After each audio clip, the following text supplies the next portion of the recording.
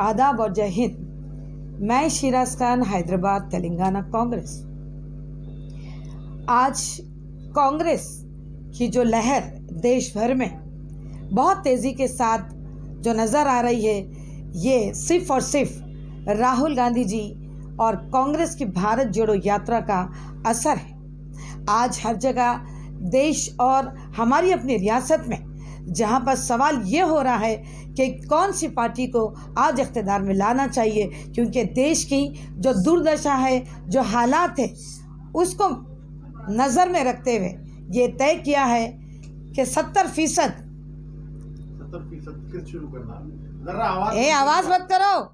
Hello, आवाज आपको करो जी, इशारा कर रही हूं ना मैं आपकी तरफ से। जर्री भी नहीं आना आवाज़। 70% से शुरू करिए। 70% आवाम या जनता, जिसको हम वोट बैंक कहते हैं, वो तमाम लोग जहाँ पर हर तबके के लोग हैं, हर मज़हब के लोग हैं, हर रिलीजन के लोग हैं, SC, ST, BC, minority, OBC, महिलाएं हैं, युवा पीढ़ी है, ये तमाम ये सोच चुके हैं कि देश से भाजपा को हटाना है और हमारी अपनी रियासत से BRS या TRS पार्टी का यहाँ से खात्मा करना निहायत ही ज़रूरी है, क्योंकि ये लोग 9 से 10 साल का वक्त पूरा हो रहा है इख्तिदार में होते हुए, लेकिन इन्होंने जितने भी वादे अपने पुराने मैनिफेस्टो में, यानी कि 2 साला टर्म के तहत जो मैनिफेस्टो में इन्होंने ऐलान किया था, जहां पर बेरोज़गारी को दूर किया जाए या गरीब या गुर्बत को दूर किया जाए और महिलाओं की सुरक्षा को अगर हम बात रखते हैं तो उसका भी बहुत ही तेज़ी के साथ यानी कि इंतज़ाम करने की उन्होंने बात रखी थी। और बहुत सारी ऐसी चीज़ें हैं कि सिस्टम में सुधार आना चाहिए। बहुत बड़ा मुद्दा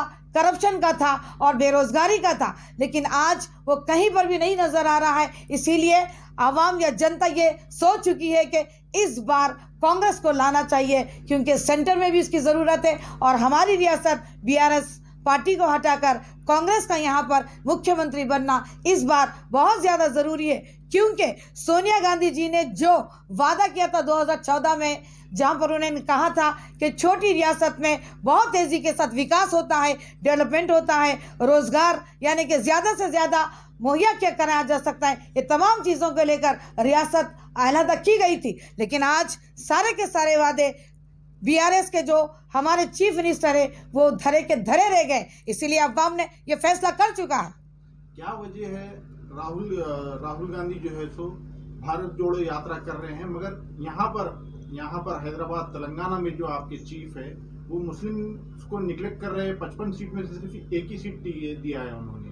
इस पर आप क्या कहेंगे? नहीं, बात दरअसल भारत जोड़ो यात्रा एक बहुत ही अलग यानी कि मंशा है, मुद्दा है, मकसद है, जिसमें आज देश में जो भाईचारे के जो विचारधारा है, जो फैब्रिक ऑफ द नेशन है, जो सेकुलरिज्म है, उसको तोड़ने की कोशिश भाजपा लगातार 9 सालों से कर रही है और उसका असर बहुत सारी रियासतों में नज़र भी आया है। इसीलिए राहुल गांधी जी ने नफरत के बाजार में मोहब्बत की दुकान खोलने की जो बात रखी थी, उसका असर कर्नाटक में आप देख चुके हैं, छत्तीसगढ़ में इलेक्शन से आप देख चुके हैं। तो ये तमाम रियासतें, जो 5 रियासतों में जो इलेक्शन हो रहा है, उसका असर आपको नजर आएगा, क्योंकि अवाम अपना जहन पलटा चुकी है, बदल चुकी है कि सच और झूठ की लड़ाई में सच का साथ देना चाहिए। यही वजह थी। क्या वजह है जो कांग्रेस के वर्कर्स और सीनियर लीडर्स कांग्रेस छोड़कर BJP और BRS में ज्वाइन हो रहे हैं?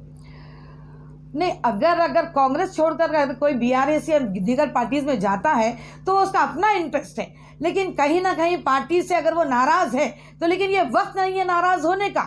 यह और बात है कि अब सालों से कांग्रेस में है तो आपको कांग्रेस से ही यानी कि जुड़े रहना चाहिए था, क्योंकि अच्छा और बुरा वक्त ही बताता है कि कौन कितना पार्टी से डेडिकेटेड है और कौन कितना तहे दिल से इस देश में यानी कि देशभक्ति को जताते हुए पार्टियों के तहत काम कर रहे हैं। कांग्रेस जो है सो BJP और RSS से मिल चुकी है, ऐसा जो है सो एक आवाम में जो है सो अफवाह चल रही है। इस पे आपका क्या कहना है? देखिए, अब मौजूदा हालात में ये ऐसा पीरियड है कि कांग्रेस या BJP हो या दीगर पार्टीज़ हो, तो अपनी अपनी सोच को लेकर ये एक दूसरे के ऊपर तानाकशी करते हैं या कीचड़ उछालते हैं, या जिस तरीके से अब इल्ज़ाम लगाया जाता है या तोहमत लगाई जाती है कि कांग्रेस दूसरा रुख है RSS का, ये सरासर गलत बात है। ये और बात है कि कुछ ऐसे सोच के लोग हैं जो आरएसएस के, जो कांग्रेस में रहते हुए कांग्रेस को नीचे से उसकी जड़ों को खोखला कर चुके हैं। यही चीज़ को हटाने के लिए और इस चीज़ को मिटाने के लिए राहुल गांधी जी ने अपना बेड़ा उठाया है। साथ में प्रियंका जी भी है। आप देख सकते हैं कि प्रियंका जी की जो मेहनत है, अभी भी वो तेलंगाना में आ रहे हैं और राहुल जी, प्रियंका जी और सोनिया जी की लीडरशिप में जो काम मौजूदा अब हो रहा है वो शायद ही पिछले यानी के दौर में कांग्रेस ने ये नहीं कर दिखाया था, लेकिन आज अज़्म उठाए हैं कि कांग्रेस है, सेकुलर है। आज देश का जो माहौल बदतर हो रहा है, बदहाली हर जगह है, यानी कि आज एक कौम को अलग कर कर टारगेट किया जा रहा है, तो कांग्रेस के दौर में सरकार बनते ही ये तमाम चीज़ें जो है सके ख़त्म हो सकती है और सुकून यानी कि पीस कायम किया जा सकता है। आपने भी अपनी ज़िंदगी का काफ़ी एक हिस्सा जो है सो कांग्रेस के लिए जब किया है, मगर क्या आपको उम्मीद है आपको इस बार टिकट मिलेगा? नहीं, इंशाल्लाह ताला मैंने अप्लाई नहीं किया था।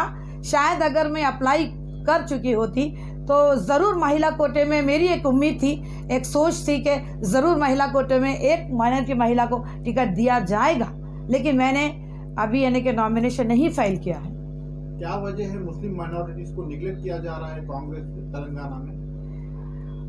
जहाँ तक टिकट्स का यानी कि लेन देन की बात होती है, टिकट्स यानी कि सेलेक्ट करके दिए जाते हैं कैंडिडेट्स को, तो माइनॉरिटीज़ को नेगलेक्ट करने की बात, जैसे कि हमारी फर्स्ट लिस्ट जारी हुई है जिसमें 55 सीट है, लिस्ट है उसमें सिर्फ एक ही माइनॉरिटी है, वो भी उस्मान अल हाजरी जी, कारवान की सीट। जी जी जी। वो ओल्ड सिटी जहाँ पर मुस्लिम कैडर है, जहाँ पर मुस्लिम वोट है, वहाँ पर उन्होंने सीट टिकट मुस्लिम कैंडिडेट को नहीं दिया। इसकी क्या वजह है?